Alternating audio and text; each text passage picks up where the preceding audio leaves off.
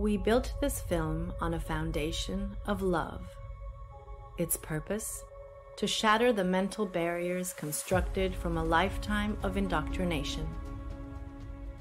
The eyes are useless when the mind is blind. We are participants in a prison system we are unable to see. Once the veil is lifted, there is no turning back. Many of us rarely realize we are the victims of indoctrination. We follow the pre-planned layout of life, living in a state of confusion, controlled by a small group of individuals who possess great wealth, estate, and control. They monetarily benefit by keeping us blind to the true nature of the shape of the earth. Most are too busy to question what they are told or investigate the scientific theory about the physical world and its shape, wrongly taught in schools as fact. Inquiries made on a controlled platform such as YouTube or Facebook are quickly rerouted to videos and content that hold no merit. Misconceptions occur either intentionally or due to lack of research by mixing heliocentric and geocentric cosmology together, causing incoherence that pushes the viewer away from learning. Why would a lie like this exist? What purpose does this level of deception seek to gain? The hard, solid truth is that all the known space agencies and related industries have made untold amounts of money for many, many years, providing nothing but CGI, fisheye lens curvature, and Hollywood-style productions as proof. The following evidence should speak for itself through the testimonies of these professionals, pilots, and witnesses. To find yourself, think for yourself. The most courageous act is to think for yourself. Our greatest wish is for minds opened, questions answered, and the reign of freedom through truth revealed.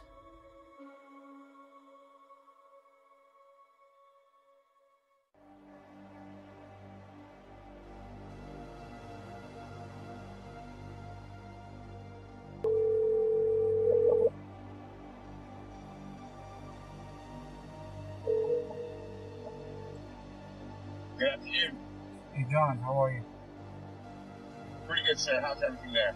Everything's good, can't complain. It's kind of windy out. Looks like it's gonna rain. But anyhow, I've been getting hit with these, questions regarding the flat earth. Trying to get information out of me, and I'm not too familiar with the subject. Can you help me out? Yes, sir. Copy that. I'll give you a couple of relatively quick examples that you can also research and elaborate as well. Number one, I'm a pilot, and when I used to fly out of Long Island towards Nantucket, bottom line here is they're going to give you some type of formula for every 100 miles. They're going to give you some type of XYZ per kilometer squared.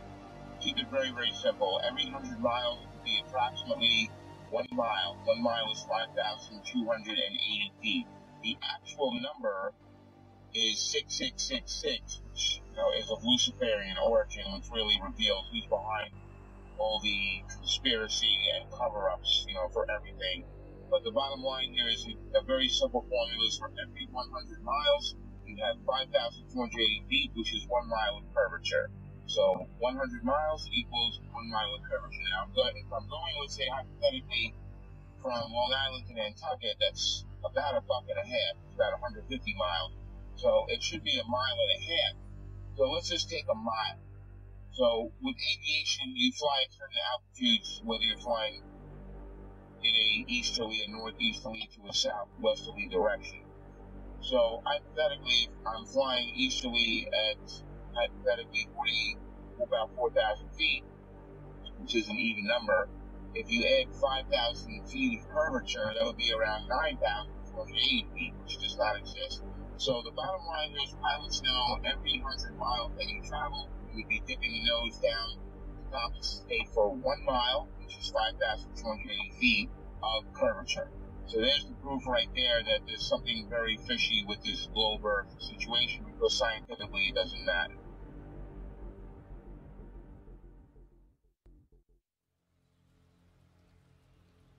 My name is Joshua Silva. I am a licensed commercial pilot and flight instructor.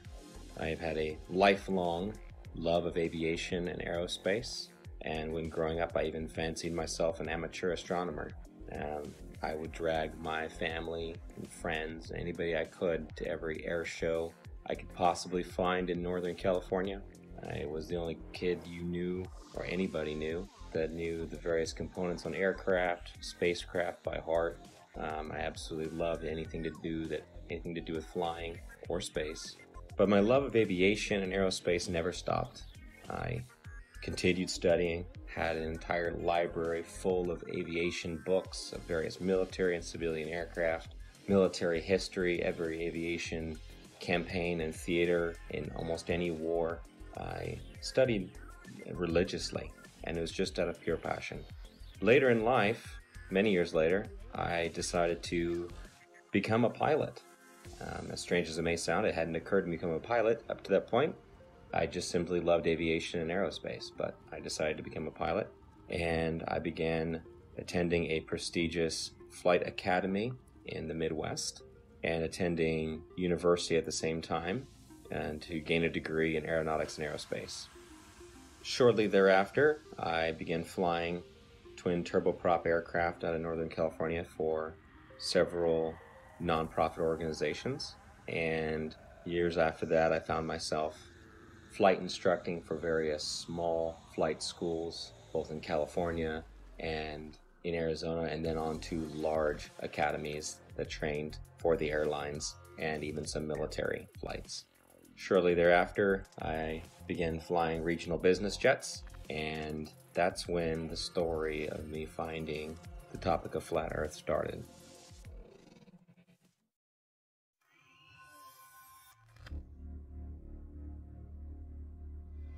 Hola, mi nombre es Héctor Requena.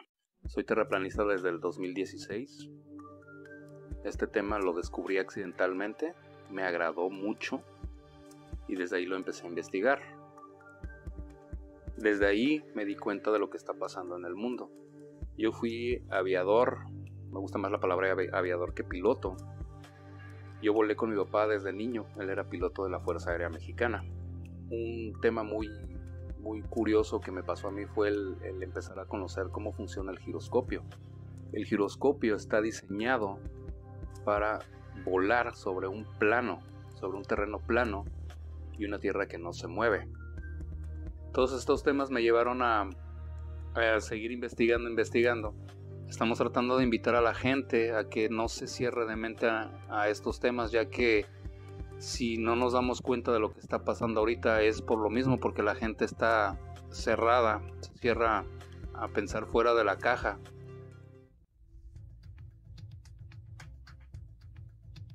Been a military brat all my life.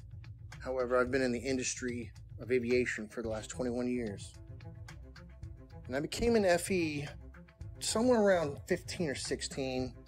When I really started looking at conspiracies, I looked into Benghazi because I happen to work on government contracts abroad, overseas.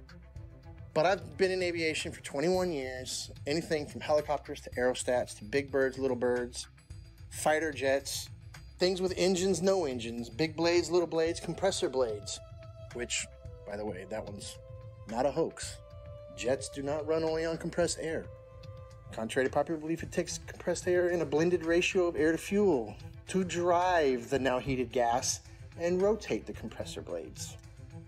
This has been a topic of discussion between FE and, not everything's a hoax. Coriolis effect. With that ties into, obviously with no spin, around the axis points that they say exist at 23.4 conveniently, 66 off the 90 degrees, right?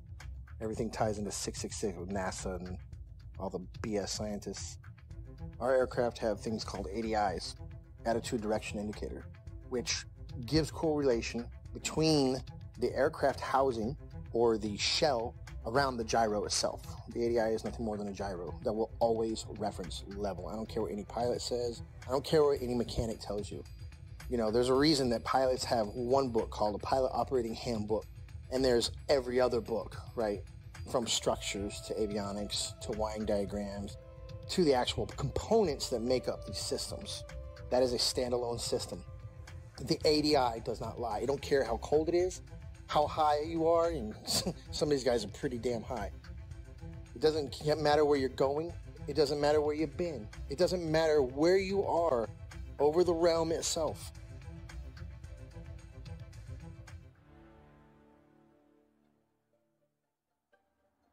I woke up to the truth of the flat earth, shape of the earth, as an engineer and a pilot. So I've studied engineering, physics, 3 different ways: basic physics, electric physics, and construction physics. And also as a pilot, as a rotary wing pilot, that is helicopter pilot, I studied aeronautical physics as well. So I can cover and discuss just about any factor of flat earth. Not that I'm any smarter than anybody else, but I've studied quite a bit of factors that analyze shape and motion of just about any object. That's physics, also aeronautical physics, and principles of flight. I can tell you this: airplanes fly straight and level. That's even an aviation term, straight and level. Airplanes will fly for hours at the same altitude, never dipping their nose down to follow the curve of the earth. An aircraft on a 12-hour or even 18-hour flight from Portland, Oregon to Seoul, Korea, that would have that aircraft starting at one point and then flying so far around the earth that it's flying downwards with its nose vertically downwards, and then starting to go around the curve of the earth so that the airplane is now flying upside down. Would have to make that kind of a flight path on a globe, which is, it's such an absurdity. So that being said, I come into the true shape of the earth, the flat earth, as a skeptic, like most anyone else. I'll tell you my story. My buddy told me about this. He said, Rob, you need to learn about the ice ring. You need to learn that the earth doesn't move. This globe is garbage. And I laughed at him. I said, are you kidding me? I'm not even gonna look into that. And he said, that's fine. He said, that's fine. You don't have to look into flat earth. But until you do, he said, until you do look into flat earth, you will remain a slave of the matrix. And interestingly enough, at this point, this was more or less November, December 2015. I had already mentally resigned from the U.S. military for 3 years. I had already resigned because of Benghazi.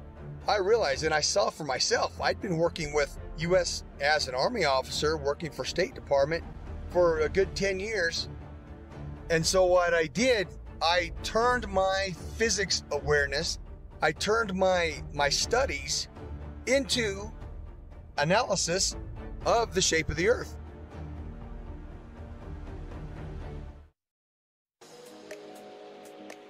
I have a bachelor's degree in English and International Business and a master's degree in Emergency Management. Emergency Management is an area of study that deals with lessening the effects of a natural or man-made disaster. Areas I had to study related to emergency management were meteorology, geology, geography, hydrology, and oceanography. You have to know well how Earth works in order to prevent or lessen the consequences of a natural disaster. In 2019, I wrote the book called 16 Emergency Landings Proving Flat Earth. Not many people know that when I was younger, I worked for an international airline. I worked at the International Cargo and Logistics Division of the company at São Paulo International Airport. I had to know all international routes in order to provide our clients the precise information about import and exports, as well as the logistics of transporting cargo internationally. Our company transported from a simple parcel package to cars and helicopters to anywhere in the world. Having access to all areas of the airport in 1988, the Brazilian soccer team was about to board their flight towards Australia to take part of the bicentennial Soccer Cup in Australia. It was a tournament to celebrate Australia's 200th birthday. 2 South American teams were invited to take part of this tournament, Brazil and Argentina. At that time, we had access to several maps, all based on the globe Earth model.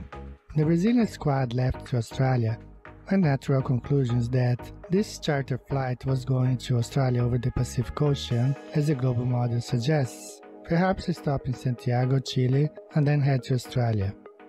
To my surprise, the flight went to Los Angeles. For several days, I could not comprehend the reason why that flight went to Los Angeles in North America, to then go towards Australia in the Southern Hemisphere. This thing kept alive in the back of our mind for all these years.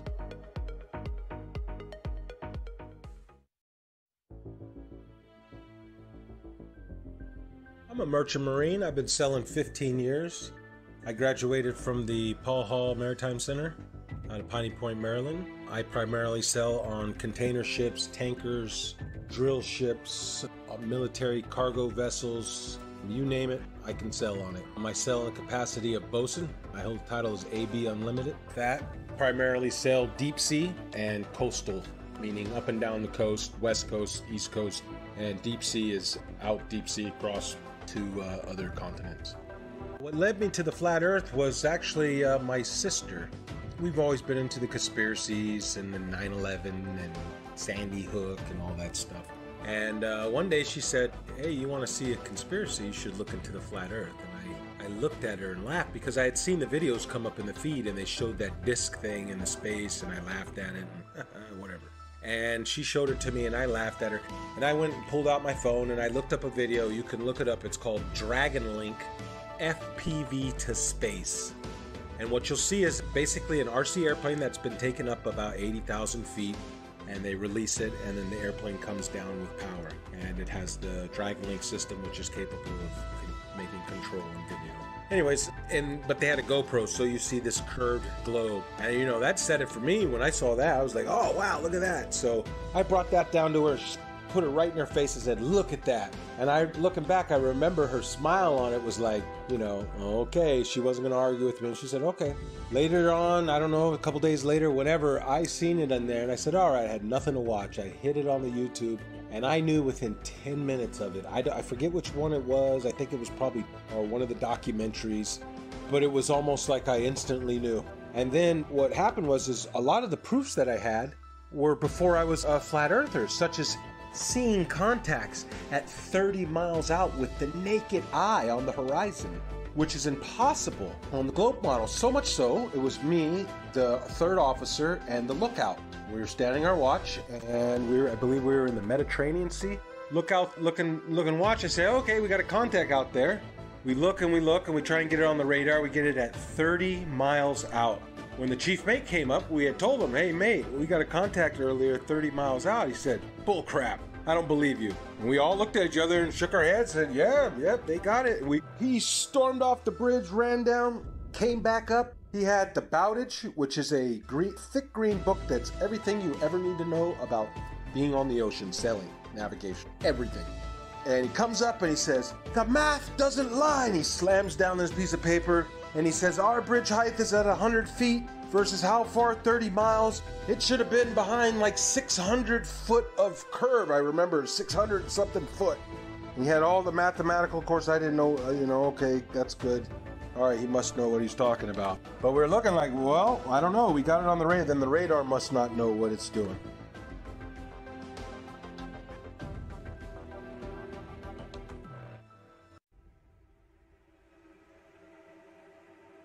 You can just call me Jay. That's what my friends call me. That's what I go by. I just go by Jay. My work experience, I joined the Navy when I was 17 years old. I had a secret security clearance. There's different levels of security clearance. There's like a lower level, then there's a secret, which is what I had, which is like a mid-level, and then there's a top secret. I did not have a top secret clearance, so there's a lot that I don't know. But I did have a secret clearance. So it's basically the mid-level security clearance for the government that I had. And I did that job for 8 years. I worked in operational intelligence specifically. The radar navigation, there's a limited scope of what we're able to see. Now, granted, this is 15 or 20 years ago.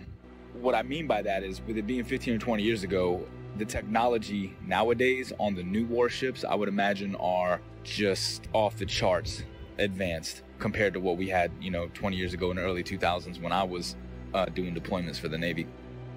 We're looking at the scope of the radar. Now, this is just going off of the actual screen that we can see. Now, there's 3 different screens. There's the basic radar screen where we have this limited scope where it only goes out like 25 miles, right? Then there's this other bigger screen, and I forgot the name of it, but it goes onto this huge projection in the Combat Information Center.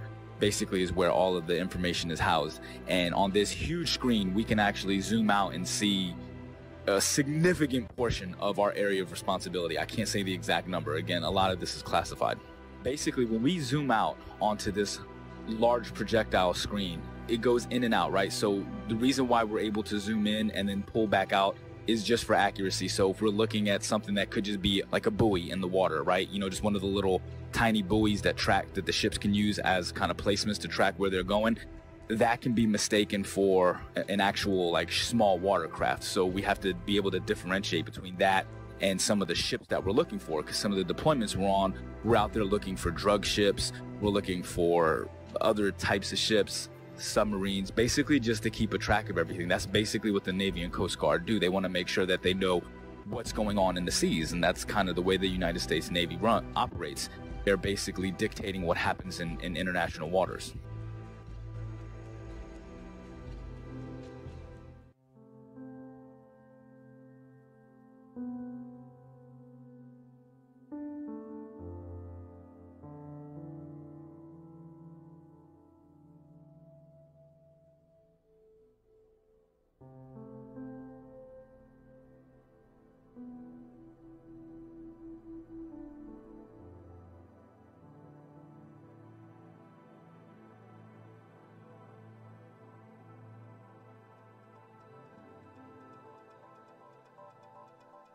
I will be providing my in-depth experience of U.S. Navy submarines and how they prove we do not live on a globe Earth.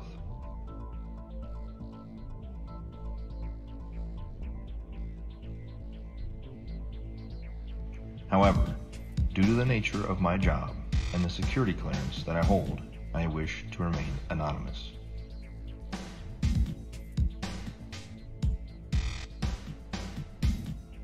I've worked for the U.S. Department of the Navy as a submarine quality assurance specialist for the last 5 years.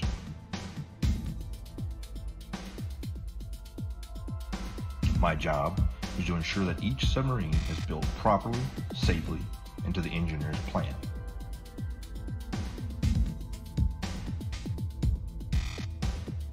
I have an intimate knowledge of every aspect of each submarine being built in the shipyard I work in. Now that you've heard a little bit of my background, let me explain how I arrived at the crazy notion that the Earth is visibly and observably flat. I have always questioned the reality around me since I was little. I never followed anything mainstream, and I was never interested in what the news had to say. As I got older, I started looking into more and more things out of my own curiosity. 9/11, school shootings. I eventually started researching the moon landing because it just never set well with me. And it didn't take long for me to completely unravel that for the hoax that it is.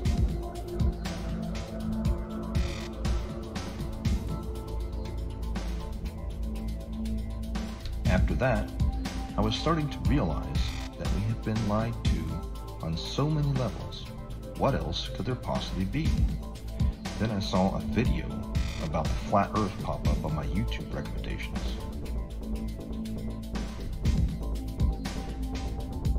At first, even with my awakened mind, I thought this was absolutely ridiculous. I decided that I'd look into it simply to disprove it and move on. It should be easy, right?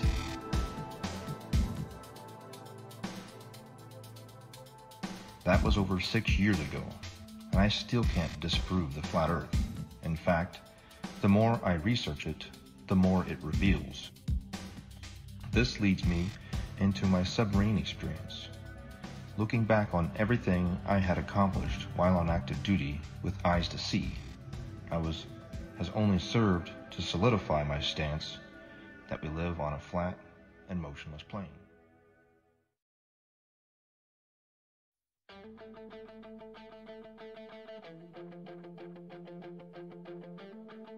The theory of more land being hidden on Earth as one of the possible motives to hide the fact that the Earth is not a spinning water ball corkscrewing through space is something that many flat earthers have postulated over the years.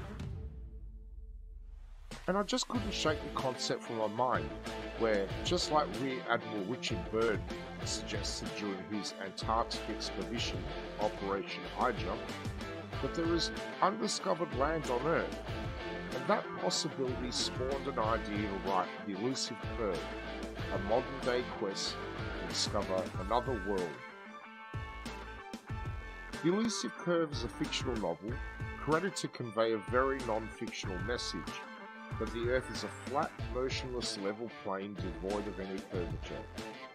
When Max Carter discovers irrefutable proof of the true shape of the Earth, the course of his life drastically changes, and he becomes a man obsessed, convinced that there is more land being hidden beyond Antarctica, and that he is going to reach it. The Elusive Curve debunks typical globe Earth claims, including ships disappearing over the horizon due to the curve of the Earth, the Foucault's pendulum, and the Coriolis effect, whilst presenting flat Earth proofs like visual perspective, level water over vast distances, and long-distance photography, all within the context of Max's varied and colourful relationships.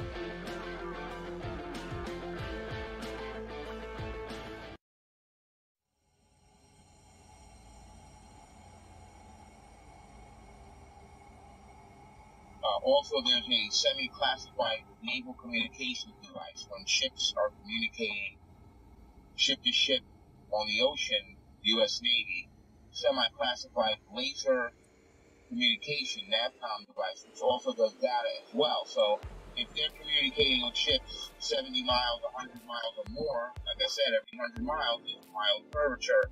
So it wouldn't work because lasers operate line of sight. They operate in a straight line. There's no curvature to the laser.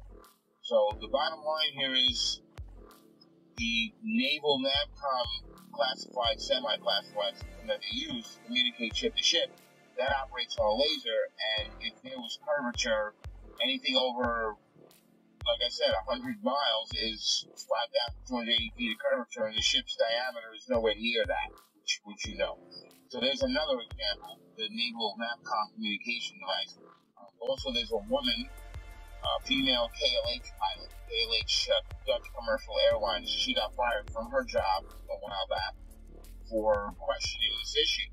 Now, they didn't throw around the company, but they gave her like a desk job, so this way they kind of keep her around and quiet so they can control. But she's a very sane and rational woman. If they ask her, what happened, and she starts talking, it's going to raise serious questions. So we got the KLH pilot, we got the laser NAVCOM, U.S. Navy. We've got my personal experience flying from Long Island to Bangkok. There should be at least 5,280 feet of curvature added to the 4,000 altitude average while heading easterly. So there's something very wrong there. The numbers don't work.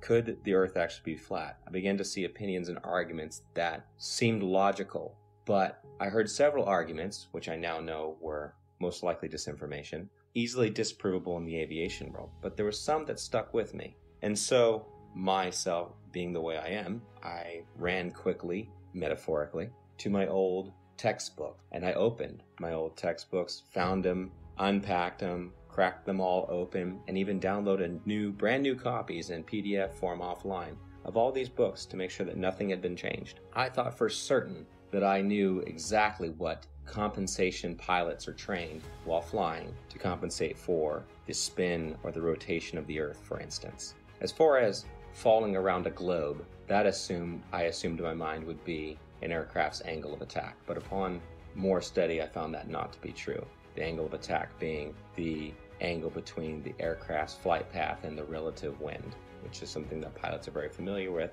and it's the idea that an aircraft has to be slightly pitched up, essentially to stay airborne, or a surface of that aircraft has to be pitched slightly to create a difference in air pressure to hold the aircraft aloft.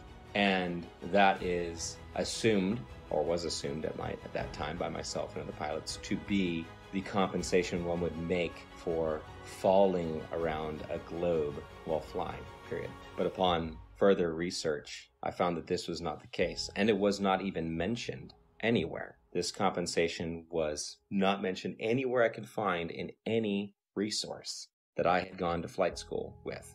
And they were extensive. There were many, many books, especially as one progressed towards the commercial flying side, especially elective courses, especially if you're going to university as I was studying aerospace, then you would assume, and I had assumed, that this was calculated for.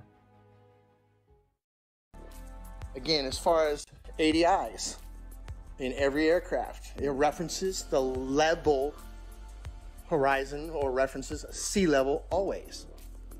There's no way that you can convince somebody of sound mind that if you take off from New York and immediately flip upside down, now your housing or your ADI is referencing upside down to you because you're upside down. It's right side up. It cannot deviate off level. It doesn't matter how much fuel you got in your tanks. It doesn't matter if you're a helicopter or an aerostat or a fighter jet. That gauge will always reference level. It has to, because otherwise it would be a poor reference. And if you could manipulate it, why would you even have it in the airplane or your aircraft? But if you go and take off 2 miles away, do a barrel roll, you're now flying upside down. At what point does that gauge show you back right side up? A half a hemisphere away? Is that what we're led to believe? Is that what we're supposed to believe? At what point does it right itself if you never flipped back over and continued flying level? You see what I'm saying? It's ridiculous. It's ludicrous to think that thing compensates for curvature in straight and level flight.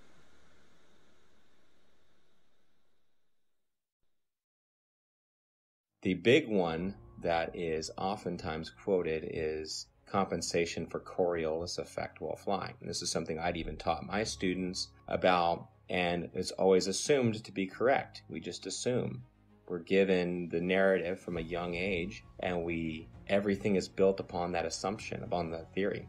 And so I thought I had the silver bullet. Coriolis effect. We always calculate for that. Well, as I began to look through the books and to look into the calculations given for Coriolis effect, the narrative began to fall apart even further. I began to see things I didn't notice when I was in school, such as Coriolis effect is actually never calculated for, but is assumed to be a part of wind correction angle.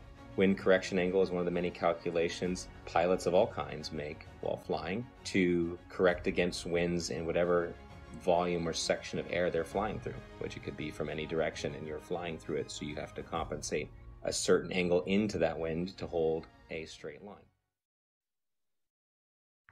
Interesting side note, I worked on aerostats for several years, and I always ask people who try to bring up gravity, well, how come my 4,000 pound, 74,000 cubic foot aerostat isn't getting pushed towards the ground?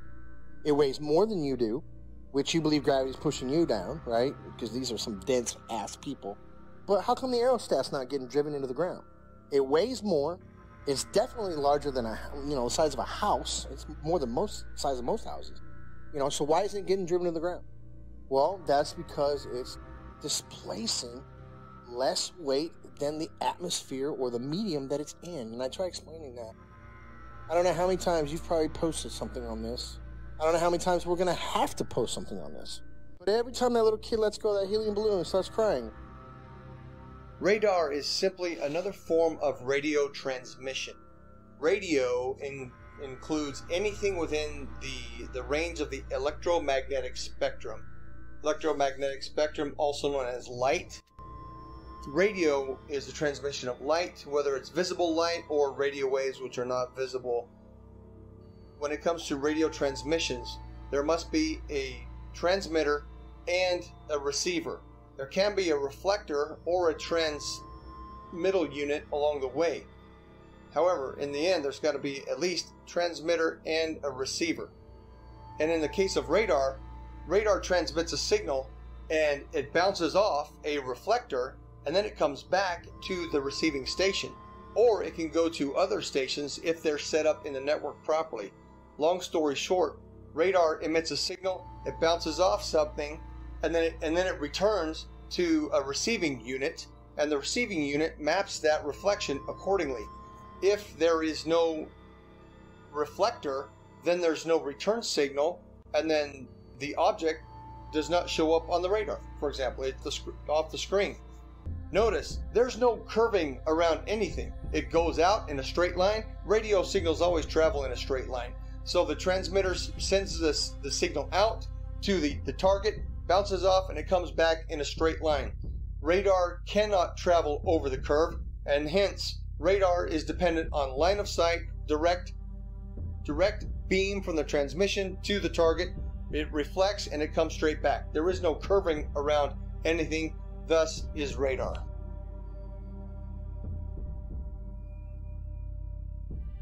Also radar works in straight lines. The radar is incapable of curving around a curve, picking up and bouncing back the reflection of what it's picking up. So if you can imagine a ship on the other side of the curve, we'll say 30 miles, 40 miles out, it sends out the radar beam.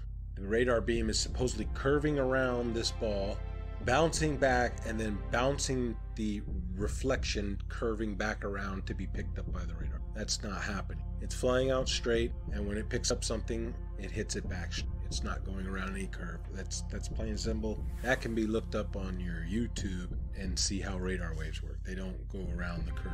Every diagram shown will show you straight lines. They don't show you curved lines. As we zoom out to look at the larger scope of things, once we verify that, we're able to zoom out over a large distance. Now, over this screen, at the time, I was like 18 or 19 years old, all right, when I was doing this job. I wasn't thinking about flat earth and any of this other shit. I was still indoctrinated and under the assumption that the earth is a spinning ball. I never thought about flat earth or anything like that, but I always thought it was weird that as I'm looking at this massive radar screen, I always used to think, how come we're looking at this and I can see, like, we're off of the coast of Argentina, for instance, right? Like, how is it that I can see this far out and it's not like over the horizon or curve, because it's so far? Like I said, we use a lot of these other link signals, and they're called links. They go by different names. I can't say the code names. Some of them I forgot. Some of them are, again, this is classified information. I can't give any specifics on these. But some of the links that we use, not only do we speak to the actual ships and track them, but we speak to aircraft, 10,000, 20,000, 30 and higher, 30,000 feet and higher is what I'm saying. It's not just a matter that they're 30,000 feet directly. It's not like they're directly above the ship. This is what's interesting, is this aircraft could be 50, 60 miles away and 30,000 feet in the air. So you understand, like, the angle that you have to take to be able to track this aircraft from a ship that's moving on the water. Think about that for a second.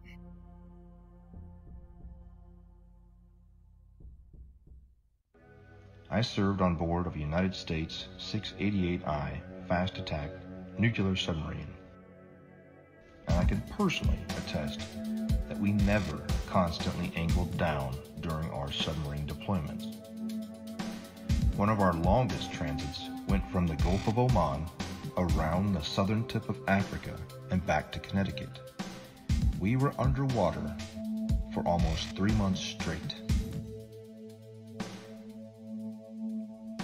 My job on board as a radioman meant that I spent a lot of time both in the radio room and in the control room. The control room is where they navigate and drive the submarine.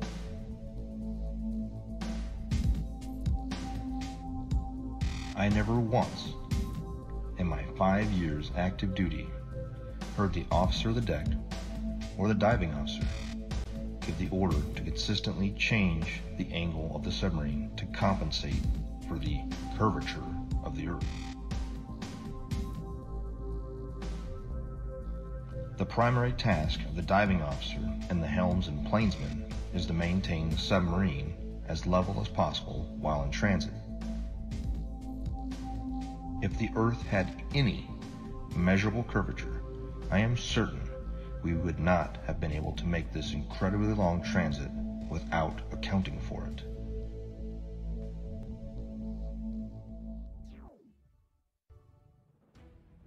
And then the big one is given after that. Well, GPS auto corrects for it. And that sent me down yet another path. GPS auto corrects for it. If it's a satellite-based system, how is it correcting for spin if it's also spinning over the same body? And why are there large gaps in GPS coverage over large oceanic bodies? Do they just turn them off? It's just not worthwhile? There have been enough aviation accidents at sea, very far from shore, that would say otherwise. And if you gave the American taxpayers, the ones funding these satellites that are supposed to track aircraft, the information that, well, we're just shutting them off because it's not worthwhile, those 3 or 4 jets full of hundreds of passengers just have to use other navigation methods such as dead reckoning, which is basically using a stopwatch and guessing to the next checkpoint, essentially. If you were to tell them that, they would be infuriated. So that could not be the case. Coverage was a problem. Even over large and non-densely populated areas, you would lose GPS coverage, even in jets at times. So this began to unravel the thread of satellites and satellite timing, and the fact that many reels of footage show these satellites being launched by balloon rather than by rockets. How the concept of these rockets doesn't even work to make it past the atmosphere, much less leave something in perfect geosynchronous orbit.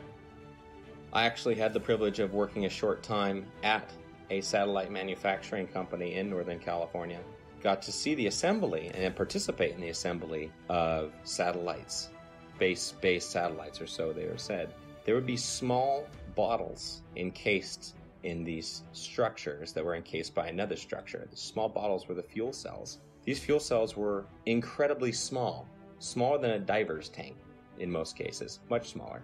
And this was supposed to be all the fuel that the craft needed to run and operate, as most are not actually electric, they're becoming electric now, and sustain itself in a perfect orbit by just small bursts from its engine or its propulsion system. But truth be told, I've been to many countries, done many things, all things aviation. I can say with absolute certainty, and I can attest, the plane does not dip nose down to follow the curvature of the Earth, ever.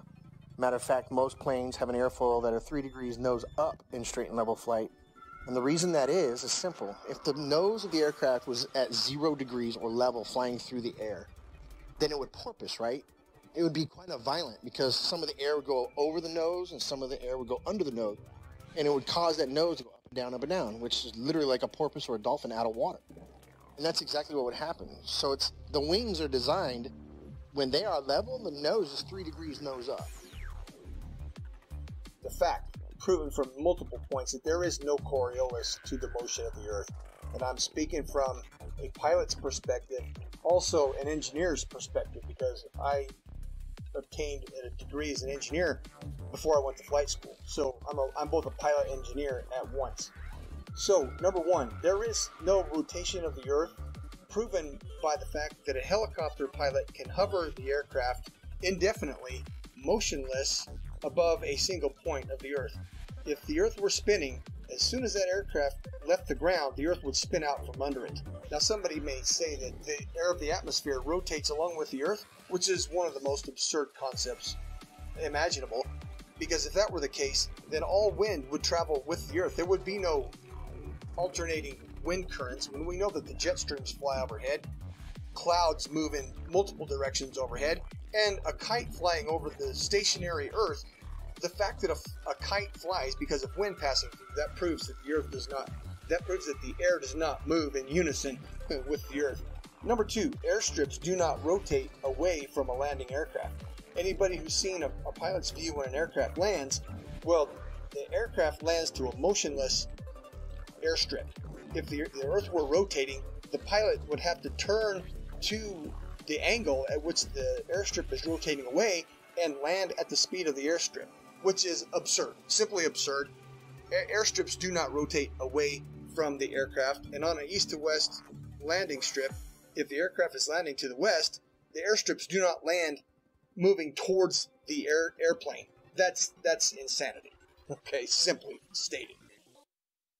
If the Earth was a spinning ball, it is virtually impossible for a ship to be moving at 25 to 30 knots on this curved spinning ball while tracking an aircraft that's probably going 300 miles per hour, 50 to 100 miles away. Really, I mean, these like P-3 aircrafts were pretty far and 20,000 feet in the air. It's just virtually impossible. It doesn't make sense. Again, at the time, I wasn't thinking like this, but looking back on the information that I had, I'm like, yeah, there's no way. There's no way that that was done on a curved Earth. Literally, the only way that could work is if we are on a flat, stationary plane.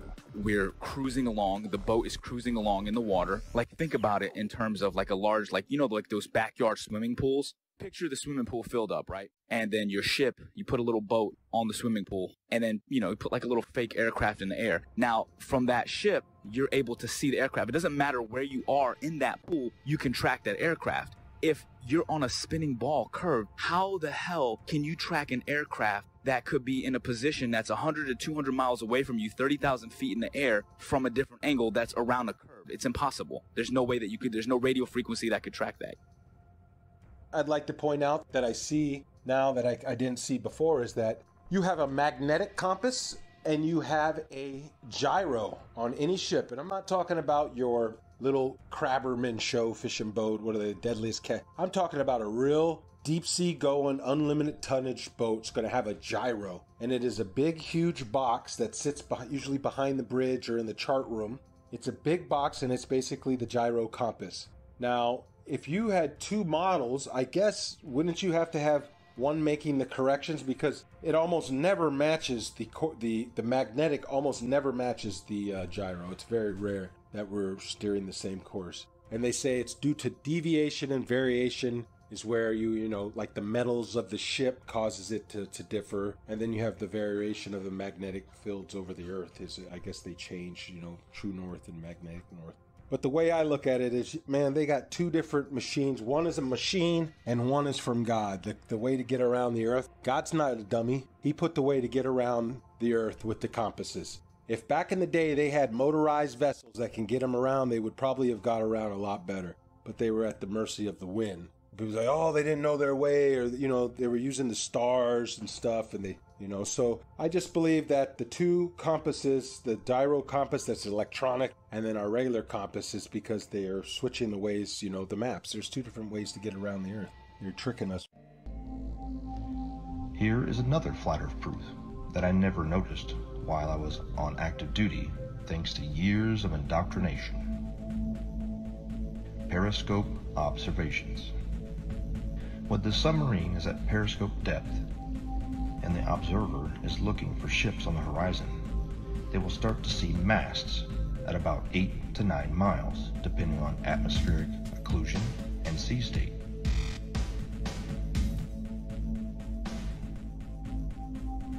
The hull of the ships won't be visible until about 5 miles, depending on atmospheric occlusion and sea state.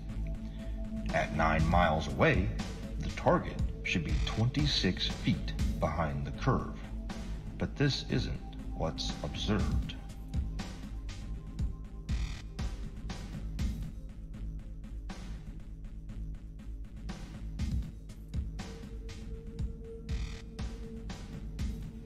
My final flat earth point on submarines is with regard to the AN/WSN TAC-7 ring laser gyro that is used on board of U.S. Navy submarines.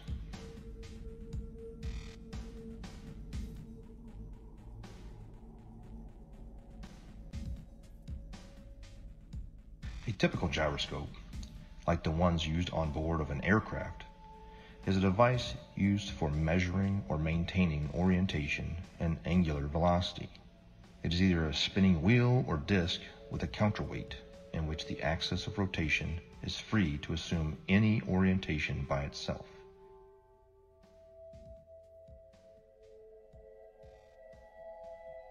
When rotating, the orientation of this axis is unaffected by tilting or rotation of the mounting, according to the conservation of angular momentum. However, a ring laser gyro doesn't have any established weight.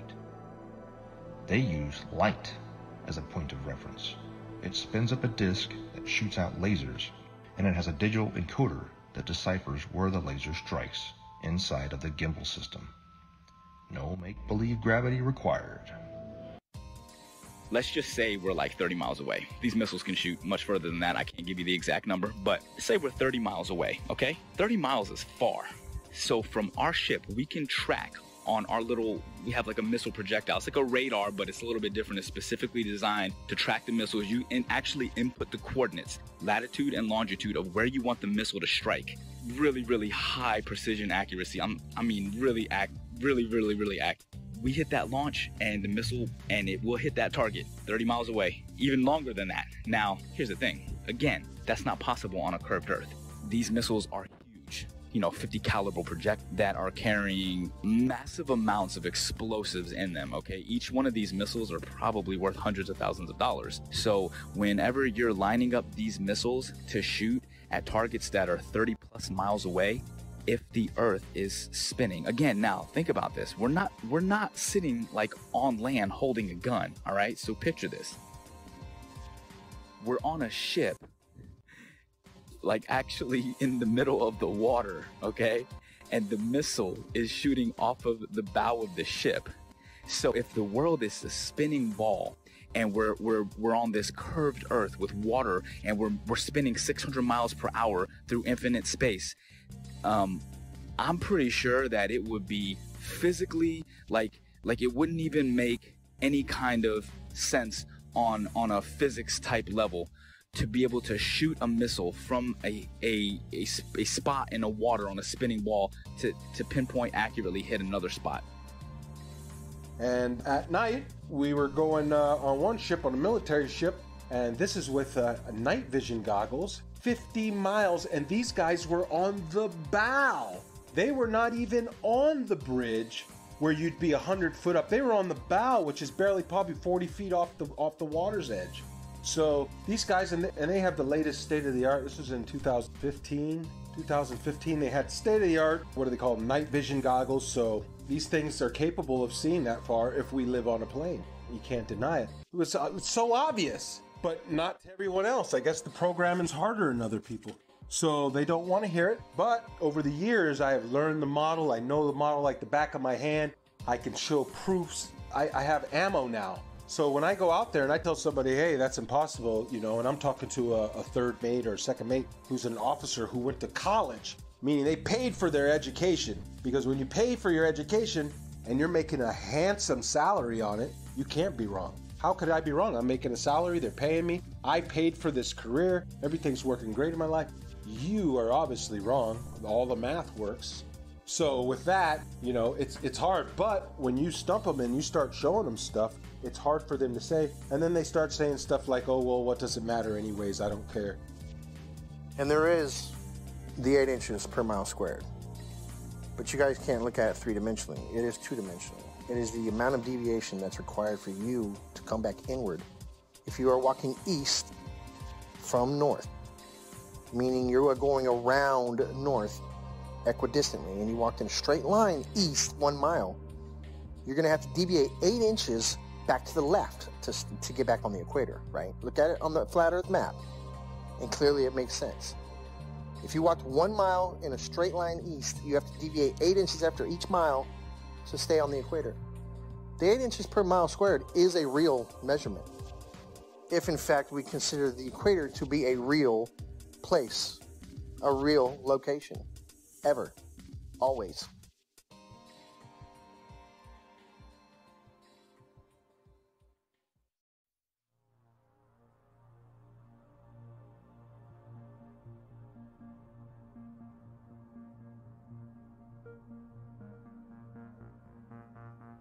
In 2015, I came across YouTube's suggestions for flat earth videos.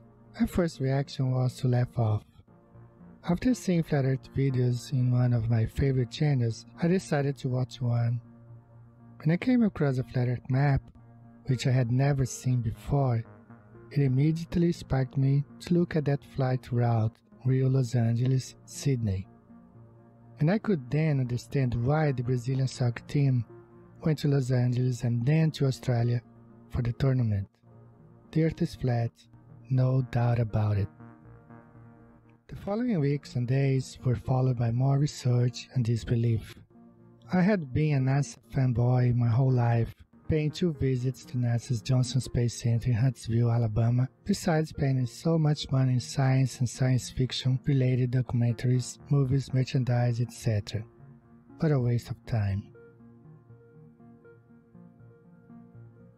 I also tell mates about they lay down and we use all our charting is done on flat maps, straight lines. They never draw a curved line. Every line is straight. Straight lines, everywhere we go on a flat map. And I try to point it out to them. And what they tell me is, Mr. Marcator has put all that in there for you. It's all equated in there for you. You don't have to worry about it. All the curvature calculations for it and everything's figured right into the map. So the straight lines and everything are actually bending somehow. I don't know. So these are just the proofs that I see. Along with, you can see the corpuscular rays are much betterly observed out at sea because it's nothing, it's like a desert. And so you can see the sun like a flashlight just shining down in a cone everywhere. If there's a little bit of where clouds are right, it looks like a cone. And I point it out all the time to these guys. And I get them thinking, but you know, the programming goes hard on people. And if you're not ready to wake up, well, you're not ready to wake up. You'll just have 1 foot in, 1 foot out. You'll be back in the illusion before you know it. The narrative began to fall apart. I would continue studying and finding that what I fear to be true is reality. That we have been lied to about just about everything. Upon researching military history and then military training and speaking with military gunners in both the Army and the Marine Corps that I know personally, I would ask them about Coriolis effect. And it was always assumed that, yeah, we compensate for the Earth being, you know, a curve, that it would drop. We calculate for the Earth curvature. But even upon asking and having them look into their materials further and my own personal study, again, it found to be an assumed truth with no actual basis in reality. That they would calculate bullet fall based upon angular velocity, drop, friction, amongst other things. And curvature was supposed to be just corrected along with it, just like flying, wind correction angle corrected for Coriolis effect. I've done many of them personally. I've flown more than 1,070 hours in both helicopters and airplanes, and I will tell you factually that aircraft meet their checkpoints, they take off, they meet their checkpoints, and they land exactly as planned on a flat stationary map. No pilot, I say again, no pilot has ever accommodated for the rotation of the Earth when planning flights and takeoff to checkpoints along the way, and then landing. Pilots can plan so well that they can take off and land hundreds of miles away down to within 30 seconds of their planning because the Earth simply does not rotate. A waypoint would be like this. Like, let's say we're out in the middle of the water and we want to hit a target that's like directly to our west, 15 miles away. But that target is able to track our missile coming at them. We don't want that target to know where the missile's coming from, so we can put in waypoint. And a waypoint would be like putting a point out like 20 miles east, and then another point like 15 miles north, and then another point like 10 miles south of that, and then put in our target. You see what I'm saying? So the missile doesn't go directly from the ship to the target. The missile will actually fly to the latitude and longitude of the waypoints that are put in, and then it will curve from there, and it will hit all the waypoints and then attack the target. How is that possible on a spinning Earth? If the Earth is moving at 600 something miles per hour, or whatever they say it is, there's no way that missile could stay. There's no way that missile would be able to keep track. Do you understand what I'm saying? At least that's how I'm looking at it. It may be a little bit harder to visualize if you actually weren't seeing it the way that I would see it, or there, or understanding and putting in the coordinates, or seeing how this actually worked out. But I'm telling you, like, from my perspective, that is one of the things that makes it virtually impossible to accept the globe as this, well, It's a fake lie. It's a theory. It's garbage is what it is. So y'all think the Earth is a ball. Y'all think it's spinning through outer space. And I said, believe in blue green aliens. Well, actually, the Earth is flat. Here I'll give you facts, all the math, science, and all of that. Whatever you need to believe. Come on, can't you see that a submarine couldn't use a periscope, nor a plane use a gyroscope? But Huey doesn't adjust for the Coriolis or sniper looking down the scope. This is all hard to take in and hard to cope, but I hope that I've given enough rope to explore the rabbit hole that our Earth is not a ball and it's not spinning through outer space. If someone wants to prove me wrong, please give me a name and we can debate it all day, anytime, man, with real tests, measurements, and evidence. Stop lying to world's nations. We have real science to back our observations. Don't believe in the indoctrination of the people, cause they don't want you to believe that the Earth is level. Don't believe in the indoctrination of the people, cause they don't want you to believe that the Earth is level. Dig deeper, be a rebel, then dig deeper than a shovel. Keep your mind level, it's flatten the curve and lighten the herd. Give the truth what it deserves, tell about what we actually observe. Like a boat going out of sight, if you get your zoom and focus right, it'll come back into light. Just use a laser beam and you will see that water never bends but always finds a flat resting position. 71% water can't make up a ball or a pair, so let me make this clear and get it into your ear. You're in great fear of stepping out of the box. They're keeping food stamps in our socks. They are the slyest of the fox in a controlled illusion of evolution. That's nothing made everything and no proof of creation in this pseudoscience indoctrination. No meaningful salvation, but let's believe in gravity with no proof of how it picks and chooses what can rise and what can fall on this crazy thing we call a spinning ball. Don't believe the indoctrination of the people. They don't want you to believe the Earth is level. Don't believe the indoctrination of the people. They don't want you to believe the Earth is level.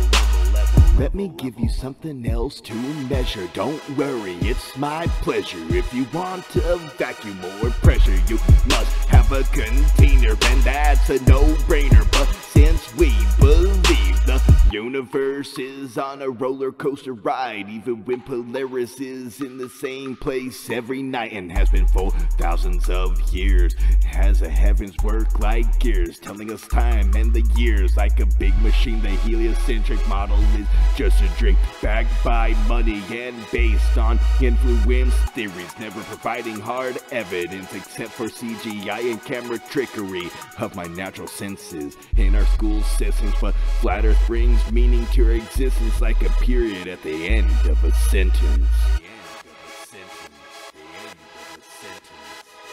Don't believe in the indoctrination of people. They don't want you to believe that the Earth is level.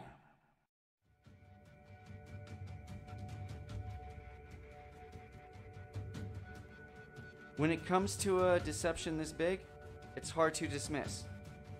And for the people that say, I don't see how this would affect me either way, you don't know. It's like telling me about Argentina when you've never been there.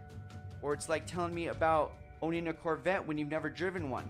You haven't experienced it. And if you have been through the Flat Earth Awakening, you know how it would affect you. This quite possibly may be the biggest awakening of mankind. Think about it. If you believe in this mass fallacy, you've been robbed of some senses and you don't even realize it. You don't trust your sense of touch or feel. You don't trust your sense of sight. You've been told the Earth wobbles, spins, and orbits, but you don't feel a thing.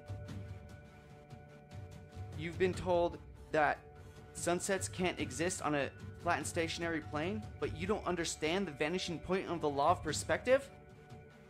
After it's possible to understand and decode a mass deception, it becomes a lot easier to understand other lies. It opens your eyes and raises your discernment. So when it comes to lies like JFK, the moon landing, chemtrails, fluoridation, 9/11, etc., this is one of the most important factors of life I've ever been awakened up to. If it's possible to open your mind to this, your receptors will connect so much faster and stronger than you've ever experienced in your life. Understanding the ground you walk on every day and the luminaries that go over your head every day, which I still don't understand all of its entirety, can change your life forever. Knowing you are specifically, intelligently, and uniquely designed so you know mentally, physically, and spiritually your vibration, energy, and frequency of life. So don't act like this doesn't matter. We've been lied to on a mass caliber. We can prove we live on a flat and stationary plane with observable, repeatable, testable experiments with data, hypothesis, and conclusions without depending on blind faith, indoctrinated, religious, theoretical, nihilistic, opinionated philosophies. That's the difference.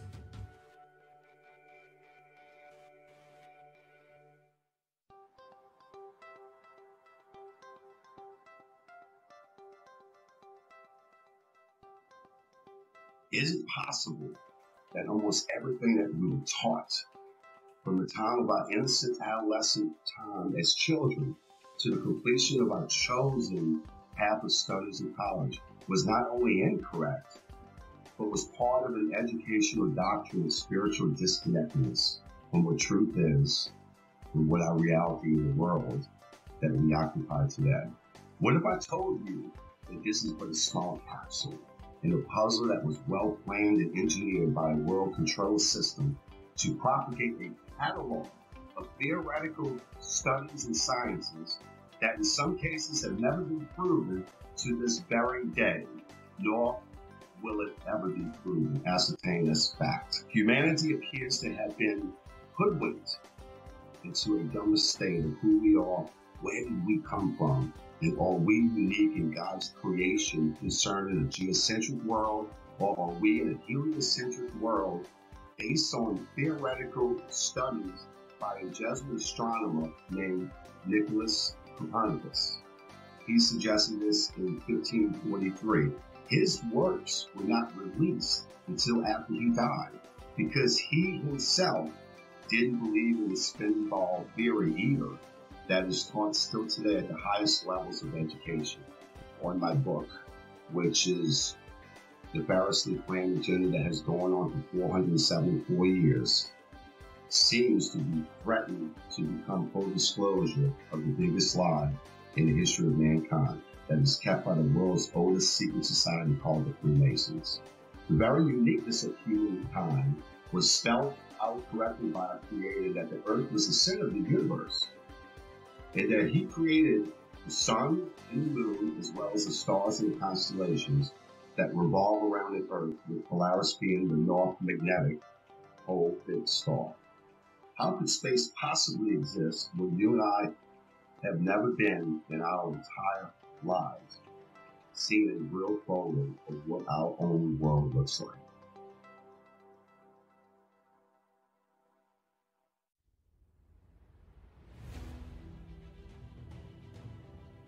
Max must constantly deal with the stigma and ridicule of being the crazy flat earther from friends and family, and bombardment of typical questions like, why would they lie? How could so many people keep such a big secret? And what does the shape of the earth even matter anyway? The elusive curve presents all the main arguments for a flat earth and solid arguments against a spinning ball earth in a fun and realistic story format, recommended for all flat earthers and curious-minded people alike. Join Max on his journey as he attempts to convince his friends that the shape of the earth is not what they know, while he plans for a mission to discover more land on Earth with his ambitious and somewhat crazy plan to acquire a high-altitude pseudo-satellite to prove the shape of the Earth one way or another. The Globers, definitely scientifically, we're looking at flat earthers have some very, very, very valid points according to those three examples. Thank you. You got it, brother. Anything else? No, that about answers my question. Quite a lot to take in. I've taken some notes. Thank you. Thank you again. You're welcome, sir. Any questions? I'll be here for a while. Contact me anytime. All right. God bless. All the best. God bless. Yo invito a la gente a que por lo menos sea un poco más abierta de mente hacia estos temas, porque la verdad es que esto está muy fuerte. Se vienen tiempos muy difíciles ahorita y debemos de estar conscientes de que el sistema nos está manipulando de una manera muy, muy grande. Entonces, pues, vamos a ver qué pasa.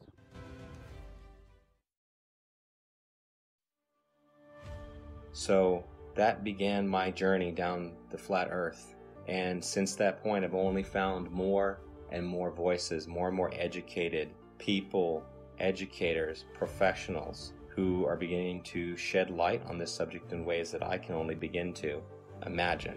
But I'll never forget the day that I realized my plane wasn't falling around a globe, that I could look out the cockpit window, 185 degrees plus field of vision at 40,000 feet, and not see one iota of drop, but nothing but a flat, beautiful, motionless plane.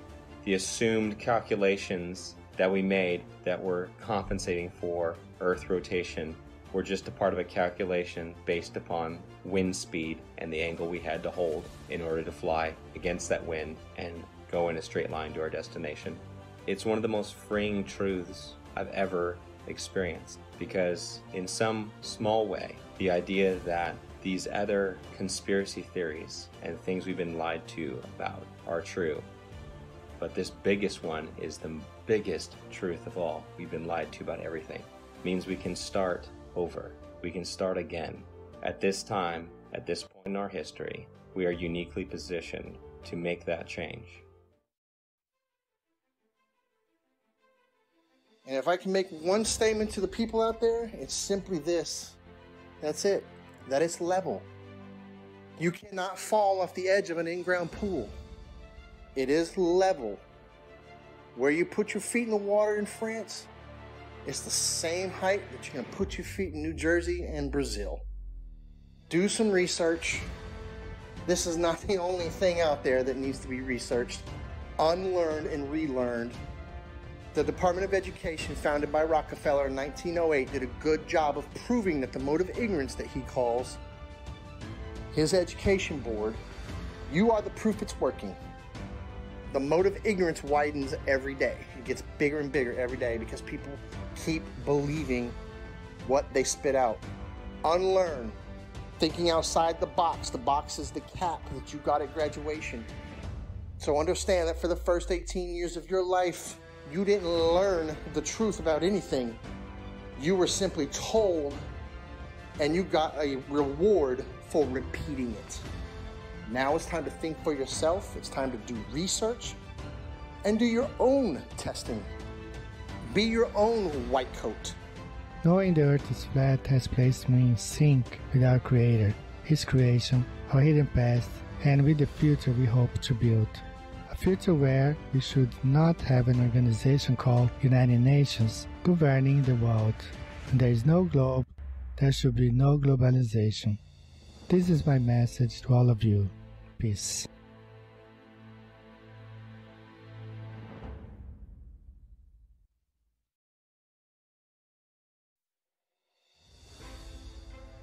My message to the people is that if you're watching this documentary and it strikes a chord with you, research it. Find out more about it. So my message is research it. Get all the ammo you can, because if you try and go out and tell your family member or friends or co-workers and you try and tell them this, hey, that, they're going to laugh at you. And if you don't have the ammo to defend it or the right content to show or to start a kindle a fire with somebody's interest, if you don't have that, you're going to get laughed. I made the mistake of when I just knew it. Right when I seen that video, I said, okay, it makes so much sense. I knew it right away. I went and tried to tell everybody before I knew. I just blurted out little proofs. Airplanes don't dip their nose, the water lies, and they'd hit me with some of that science stuff, that pseudoscience, and I couldn't defend it, and I would look like a fool. And then when I had the knowledge, it's harder to defend it because they've already don't take me serious. But now I've gained such a knowledge on it and such what you would call ammo that I can defend it in a way that you're going to get one of these reactions. well, what does it matter if it's round or flat? My life doesn't change, you know, doesn't matter, you know, either way. That's how you know that you're striking a chord. Their ego doesn't have anywhere else to go. So from there you can work on them. But like I said, learn the model, learn to defend the flat earth model before you tell your coworkers, loved ones, or anybody, you know, for that matter that you don't know, because people you think that you know will are going to look at you like you're crazy. And unfortunately, that's due to the programming, and everybody believes one thing, so how dare you believe another? You got to fall in line.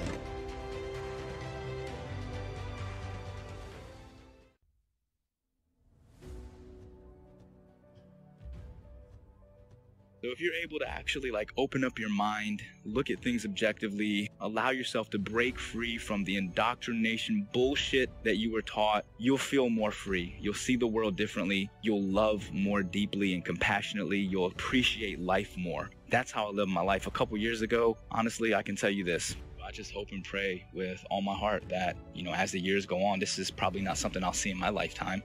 But, you know, as my children grow older and my children's children, you know, as the generations go on, the truth will start to emerge. And it is starting. I mean, it's incredible, you know, that so many people are starting to really awaken. But, you know, 10, 20, 50, 100 years from now, you know, hopefully we can break free of the chains of indoctrination and really see the world for what it is and actually appreciate it and love the world and love each other. And I think if we all understood that there is a creator, people would be less inclined to be so abusive toward each other and the earth. So that's my big message for the people. Just think for yourself.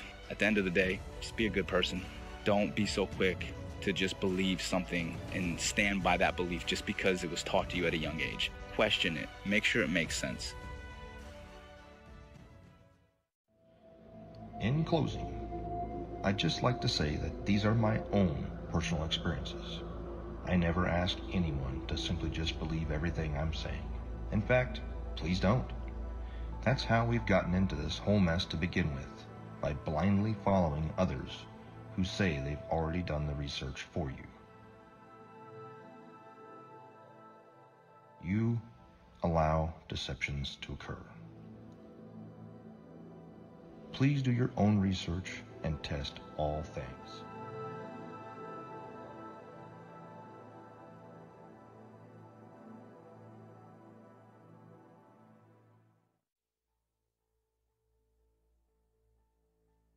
All space agencies are part of the cover-up because they are also Freemasons. It is my consensus that space is fake. And NASA was set up this deception and even admit that images of Earth are composites and computer-generated images. Since 1958, NASA has literally force-fed us to and continue their trickery, sorcery, wizardry, and being only God of oneself, yet cannot get high enough altitude to provide humanity with one single photo of what the very shape of our world is. I believe strongly in the very senses that God gave all of us. And instinctively, our senses are 99% correct. And my book will help those awakening sheep remove the dark shades from this massive deception. And for those who are unwilling or unable to think past their noses, then those sheep will remain asleep. My book is part of the Great Awakening from pseudoscience that has put man living in a Newtonian world of Einstein physics, ruled by Frankenstein logic. Game is over. Consciousness shift of stupidity because of poisonous indoctrination to separate your soul and reality from truth and knowledge. But hold tight, folks. A real awakening is happening all over the world.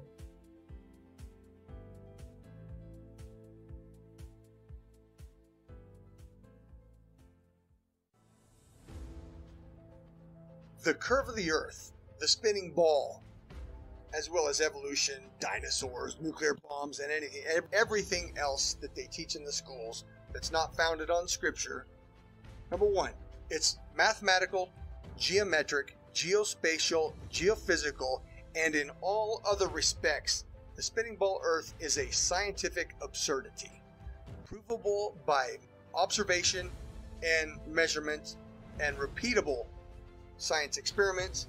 The spinning ball Earth does not exist. There is no curve to the Earth. There is no Coriolis. There is no such thing as a spinning ball Earth.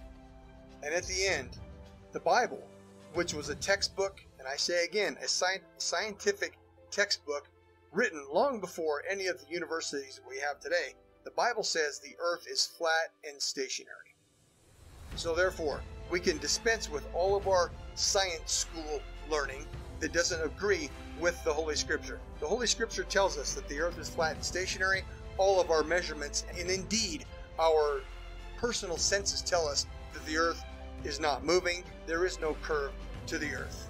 Jesus Christ is the Son of God. The Holy Scripture tells us the nature of the Earth. The Earth is flat and stationary. Pride, ego, and reputation are three characteristics I see in every spinning ball believer. Let your pride down, knowing you've been heavily deceived your entire life. Let your ego be washed away, knowing it's possible you've been manipulated on such a scale as this. And stop caring what people think about you. I'm not saying be as external and abrasive as some of us.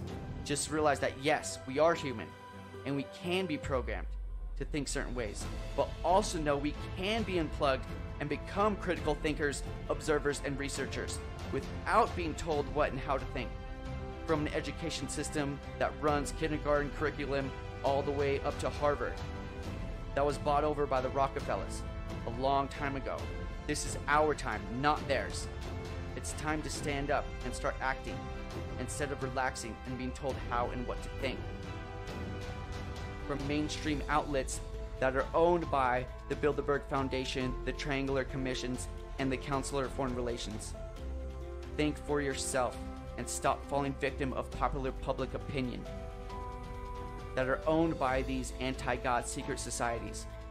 In my in particular gifted opinion, the most precious gift God gave us is free will, but it's up to us to choose what's right and what's wrong, what's light and what's dark, what's positive and what's negative, what's yin and yang, what's in motion and stationary, what's flat and what's round, what's good and what's bad. We can't tell you what to do. I can lead you to knowledge, but I can't make you think. It's your choice to take the blue pill and go back to sleep, or to take the red pill and stay awake the rest of your life, knowing you are chosen. Because many are called, but few are chosen. And I promise you, once you go flat, you do not go back. They couldn't stop this movement if they tried, because truth prevails. Rest in peace, the globe. Every truth have a specific time and moment to manifest itself. Technology being the catalyst for this truth to re-emerge and reveal itself again. And proof that it's not a myth, vanity, or a misunderstanding of our ancestors and all ancient cosmologies. The geography of Earth that is flat and also disguised in words like plains, the Great Plains, the lowlands of Europe, the flatlands, the savannas of Africa, the Amazon basin, salt flats, the mud flats, the depressions, the Arctic tundras, the tablelands of Australia, the steppe of Russia, grasslands of Argentina, the ice sheets of Antarctica, the wetlands of Florida, and the levels of England. Over these vast plains flows rivers and canals like Nile, Amazon, Mississippi, and countless more, for thousands of miles flowing level in every direction. The oceans and seas that occupy 70% of Earth is flat and level water, but science have no way to prove that it curves or sticks to a spinning ball by a magic force called gravity. The majority of the seabeds of the seas and oceans are abyssal plains. As we say, as above, so below. The longest line of sight of observing Hudson Bay at 1800 miles and my own Himalayan ranges observations on 2 occasions of plus 2000 miles It's just impossible on a globe Earth. No physicist can debunk the testimony presented here by the first category witnesses, nor the real geography, nor the longest line of sight, nor the countless researches, investigations, and evidences that prove we live on a flat and stationary plane. The one who needs to prove that it's legit or not is the globe.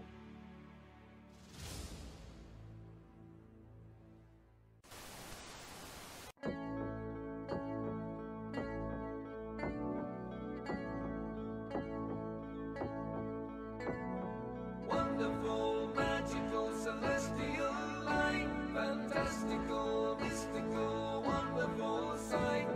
Belgian Swiss physicist Auguste Piccard, 1931, first to reach for the stars, was the first to explore the air view stratospherius, a scientist curious to see what was there.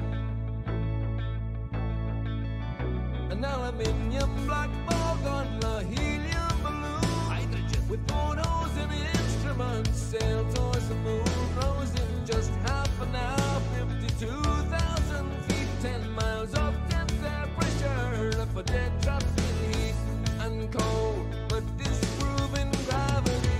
Wonderful, mystical, beautiful sight, flat line separation of black from blue light, a world run by false make-believers, hiding in shadows, stealing our light. Magical, mystical, fluorescent light, wonderful, magical, awesome, yes, stealing our light. Wonderful, let there be light, supernatural, eternal, immanent. Up we go, higher than rainbows, higher than mountains, above cumulonimbus, higher than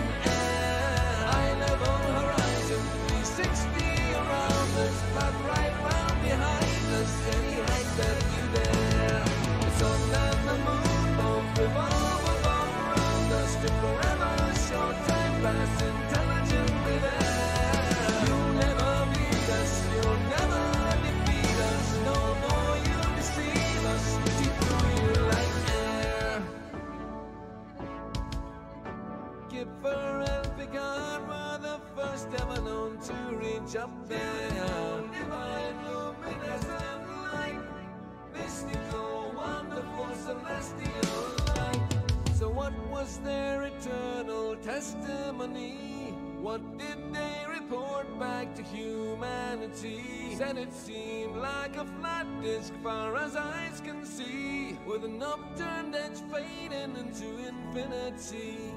A mystical, ethereal, celestial sight, a divine creation, a clockwork of light, designed hid by deceivers and false make-believers, still cowering in shadows, still fearing our light. Here we go, higher than Everest, higher than airplanes, above zero cumulus, higher than air, a level horizon, 360 around us, no no spinning, no bells on the firmament, time revolve around us, to forever short time past geometrically there.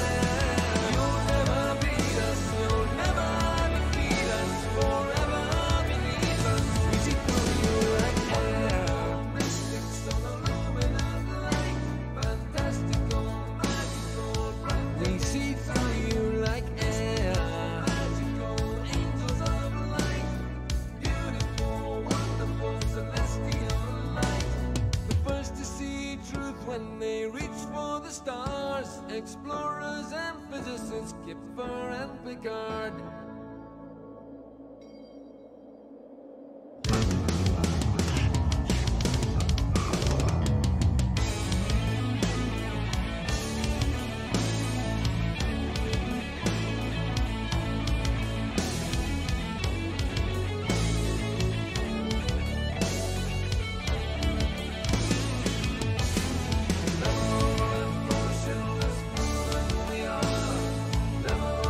Motionless,